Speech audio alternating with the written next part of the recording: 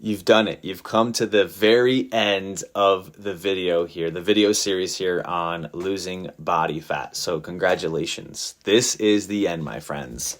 Long-term fat loss done right, part 2. Let's recap.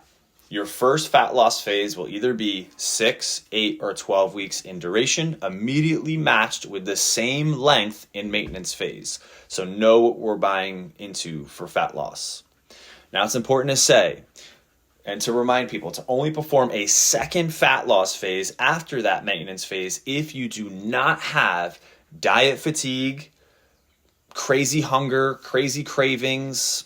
You have some weight that obviously you still want to lose and you're not rushing and you are 100% committed to the length and the process of the fat loss in the maintenance phase. Each phase will have you losing a little bit less weight than the previous phase. So let's say in phase 1, I lost 15 pounds. Amazing. Then I hit my maintenance phase. And then in phase 2, which I signed on for, I lost 7 pounds. That's absolutely normal and amazing. Initial weight loss is always going to be much easier. And it gets harder and harder the further you go and the leaner you get. Your body is literally fighting against you to lose the weight. So know in advance and plan for maybe shorter fat loss phases as you progress along your journey. It's also important to say and to share, zoom out. Let's say you started your fat loss journey at 185 pounds and you're now down to a successful 160 pounds.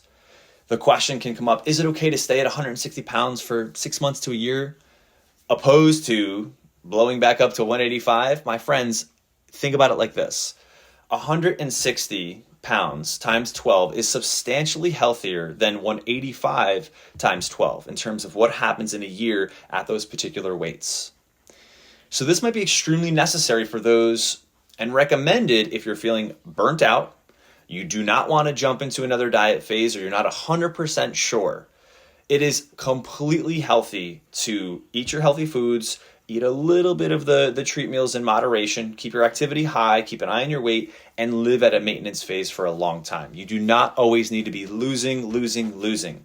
There is power in learning how to maintain, and simply put, I believe most people just do not know how to maintain well. Your final fat loss phase could and should take you maybe, I would say, 3 to 4% or 5 to 8 pounds less than the actual ideal goal weight. Keep that in mind. So if I want to weigh 160, maybe along my phase journey, I actually work to get to 155. So I give myself room in the maintenance phase that's going to follow to live a full, balanced, happy lifestyle that can incorporate, balance across. It's extremely important for me to say and to remind you that if you get to a place along your journey that is not your target number, yet you feel extremely satisfied with how you look in the mirror, how you're performing, what you're doing day to day, so that's amazing. So many people just get fixated on a previous number that they've lived at a previous chapter in their life 10 to 15 years ago, before kids, before this, before XYZ.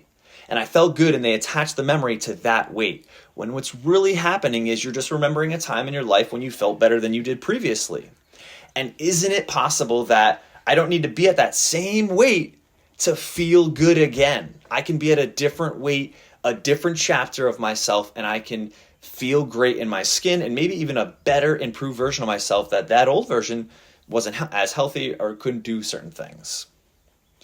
Lastly, know this, there will always be a pull back up.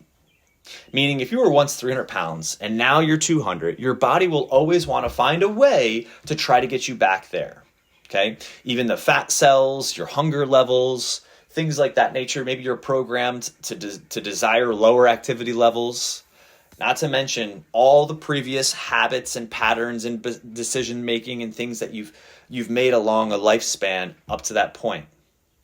There will be a battle that one you can win, but one that might always be underway that we need to be aware of.